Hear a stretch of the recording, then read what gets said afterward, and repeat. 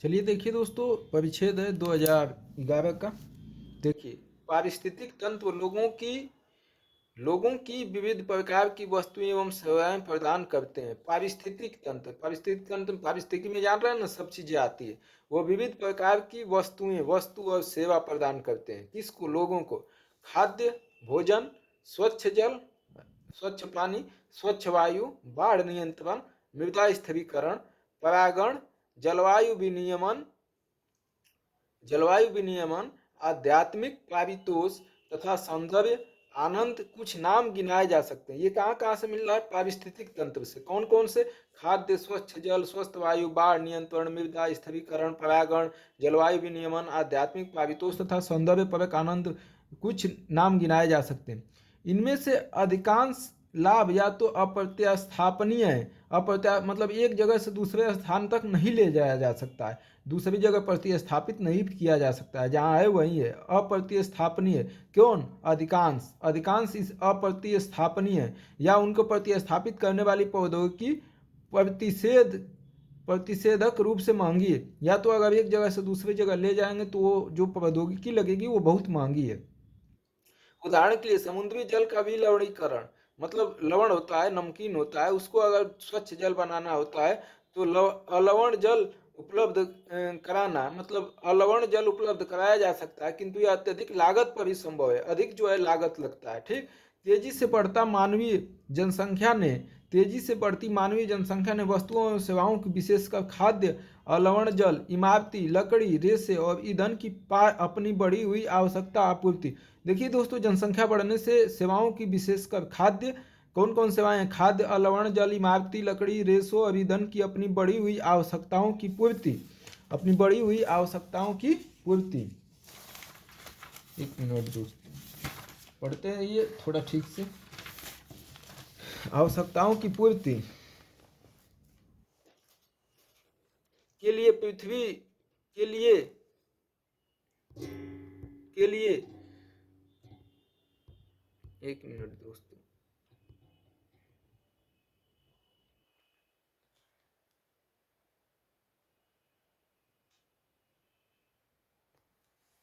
के लिए पृथ्वी पारिस्थितिक के लिए पृथ्वी के लिए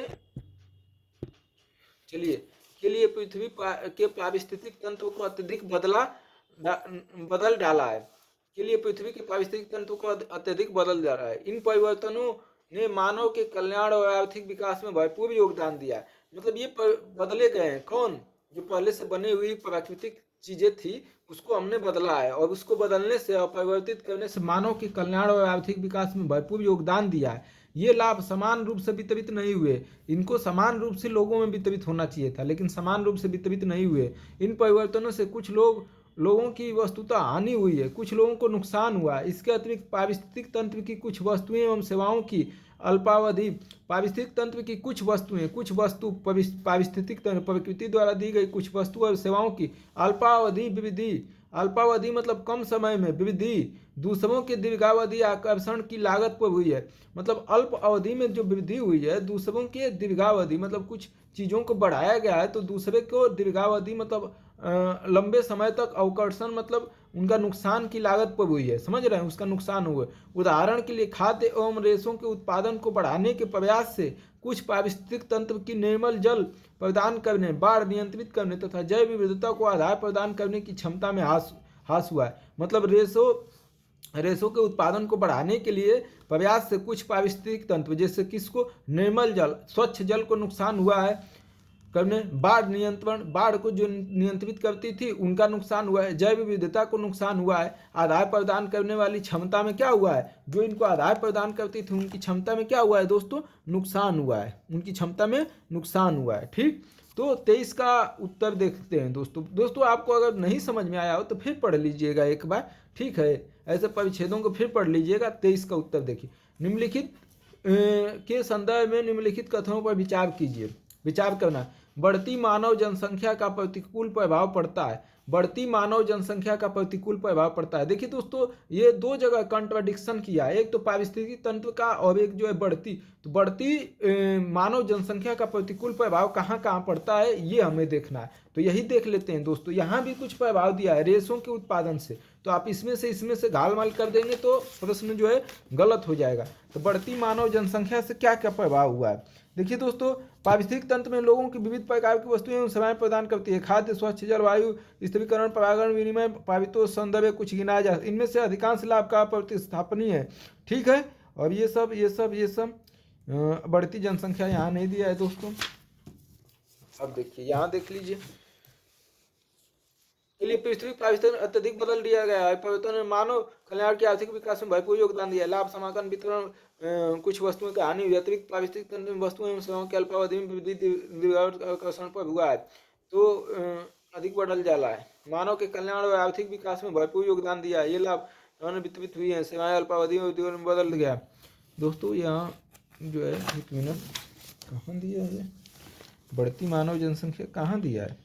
पारिस्थितिक तंत्र लोगों की विविध प्रकार की वस्तुएं सेवाएं प्रदान करते हैं। खाद्य, स्वच्छ जलवायु, बाढ़, मृदा स्थिरीकरण, परागण, विनिमय, पारितोष, सौंदर्य और अधिक से अधिकांश अपरिस्थापनीय उनको प्रतिस्थापित करने प्रौद्योगिकी महंगी और उदाहरण के समुद्री जीवन के उपलब्ध हो, किंतु अत्यधिक लागत पर उपलब्ध है। तेजी से, हाँ देखिए तेजी से बढ़ती मानव जनसंख्या ने वस्तुओं और सेवाओं को विशेषकर किसको किसको बदला है दोस्तों। खाद्य, अलवण जल, इमारती लकड़ी, रेशे और ईंधन की अपनी बढ़ी हुई आवश्यकताओं की पूर्ति। खाद्य है, अलवण जल है, इमारती है, लकड़ी है और रेशों और ईंधन, ये 3-4 चीज़ें हैं दोस्तों। ये 3-4 चीज़ें बढ़ती हुई जनसंख्या को। तो खाद्य, अलवण जल, तो देखिए दोस्तों क्या क्या दिया है। पहला क्या दिया है इसमें, पहला क्या दिया है, खाद्य, आध्यात्मिक परितोष दिया है। आध्यात्मिक परितोष तो नहीं दिया है, खाद्य अलवण जल दिया है। उसके बाद खाद्य और रेशा का उत्पादन भी दिया है। 3 और 4 दिया है। एक तो शायद नहीं दिया है दोस्तों, एक शायद नहीं दिया है, एक शायद नहीं दिया है, एक शायद नहीं दिया है। अब देख लीजिए, जैव विविधता पर, जैव विविधता दिया है, 5 दिया है दोस्तों। फिर से देख लीजिए, आप थोड़ा सा देख लिया करना चाहिए दोस्तों, ऐसी चीज़ों को थोड़ा सा देख लेना चाहिए। पृथ्वी पारिस्थितिक अत्यधिक बदल जाना, इन परिवर्तनों में मानव कल्याण और विकास भरपूर योगदान दिया। देख लीजिए दोस्तों, ऐसे प्रश्नों को थोड़ा सा गलती हो सकती है जल्दीबाजी में, छोटा सा ही प्रश्न है। इसमें क्या क्या है, विशेषकर जल, इमारती लकड़ी, रेशे, ईंधन और अपनी बढ़ी हुई आवश्यकता। तो इसमें जल, इमारती लकड़ी, रेशे और ईंधन, जल, इमारती लकड़ी, रेशे और ईंधन। ठीक है दोस्तों, तो इसमें से क्या उत्तर होगा दोस्तों, तो इसका क्या होगा। आध्यात्मिक पारितोष तो दोस्तों जनसंख्या बढ़ने से हुए नहीं है, तो एक को तो काटना ही हमको, तो एक को तो हटा ही देते हैं, हटा देते हैं। अब बचा सी और बी, हमको सी और बी में कंफर्म करना है कि कौन होगा दोस्तों। हम इसमें 3 है, इसमें 4 है, और 3 और 4 में हमें फाइनल करना है कि कौन होगा। पेय और अलवण जल, बिल्कुल पेय और अलवण जल की बात किया है, जनसंख्या बढ़ने में इसका प्रभाव पड़ता है। इसका मतलब इससे भी हम उत्तर निकाल सकते हैं कि ऑप्शन सी होगा। फिर भी दोस्तों 4 को हम काटने, 2 को देख लेते हैं। सौंदर्य परक आनंद पर, सौंदर्य परक आनंद दिया ही नहीं है दोस्तों, जब बढ़ती जनसंख्या से इसका प्रभाव पड़ा नहीं है, तो इसलिए यह भी कटेगा। इसलिए ऑप्शन सी हो जाएगा दोस्तों। ऑप्शन क्या हो जाएगा, सी। 2011 में पूछा गया था दोस्तों। परिच्छेद में उल्लेख है कि इन परिवर्तनों से कुछ लोगों की वस्तुतः हानि हुई है। इस कथन में क्या निष्कर्ष है, ये निष्कर्ष देखे थे ना दोस्तों कि कुछ लोगों को अपकर्षण हुआ है, कुछ लाभ जो है हुआ है, तो कुछ लोगों को नुकसान हुआ है। जनसंख्या की तीव्र वृद्धि का कुछ लोगों पर प्रतिकूल प्रभाव पड़ा है, नहीं जनसंख्या की बात नहीं थी दोस्तों। खाद्य एवं रेशे के उत्पादन से वृद्धि लाने के लिए पर्याप्त प्रयास नहीं हुए, ऐसी भी कोई बात नहीं। पृथ्वी के पारिस्थितिक तंत्र में अपरिवर्तन से अल्पावधि में कुछ लोगों को चाहे कुछ क्षति पहुंच सकती है, किंतु दीर्घावधि में सभी को लाभ पहुंचेगा, ऐसा भी नहीं है दोस्तों। इसमें तो यहाँ तक उम्मीद है डी होना चाहिए दोस्तों। 24 का दोस्तों ए माना है, ये माना है कि इसे जनसंख्या की तीव्र वृद्धि से कुछ लोगों पर प्रतिकूल प्रभाव। हाँ दोस्तों, जनसंख्या की वृद्धि पर लाई बात है, जनसंख्या की वृद्धि पर कुछ लोगों को तीव्र प्रतिकूल प्रभाव पड़ा है। यही तो, इसी से देख लीजिए यहाँ जो है इसी से नुकसान हुआ था। रुक जाइए, चलिए, पृथ्वी पर पारिस्थितिक तंत्रों का अत्यधिक बदल डाला है, यही जनसंख्या वृद्धि है दोस्तों। सही है, सही है, हम थोड़ा सा भूल गए दोस्तों, ये सही है, ये हो जाएगा इसका। अब देखिए 25वां, परिच्छेद के संदर्भ में निम्नलिखित कथनों पर विचार कीजिए। मानव जाति के कल्याण के लिए पृथ्वी के पारिस्थितिक तंत्र को अपरिवर्तित करना अत्यावश्यक है। बिल्कुल दोस्तों, अपरिवर्तित किया था तभी तो जो है मानव जाति के लिए कल्याण हुआ था। तो मतलब अत्यावश्यक नहीं है दोस्तों, आवश्यक है लेकिन अत्यावश्यक नहीं है बिल्कुल, कि आप जो है बिल्कुल जो है परिवर्तित ही करें, ऐसी कोई बात नहीं है। प्रौद्योगिकी कभी भी पारिस्थितिक तंत्रों द्वारा प्रदत्त की जाने वाली सभी वस्तुएं एवं सेवाओं का स्थान नहीं ले सकती। कभी की बात नहीं है दोस्तों, नहीं ले सकती ये तो बात है, लेकिन कभी नहीं ले सकती ये गलत है। मानव जाति के कल्याण के लिए पृथ्वी के पारिस्थितिक तंत्र को नहीं, पारिस्थितिक तंत्र को पूरी तरीके से बदलना नहीं है, उसी को समायोजन करना है एक तरीके से। तो दोस्तों इसका ऑप्शन हो जाएगा डी। तो इस प्रकार दोस्तों धन्यवाद, और ऐसे ही परिच्छेद को देखने के लिए हमारे यूट्यूब चैनल से जुड़े रहें। धन्यवाद।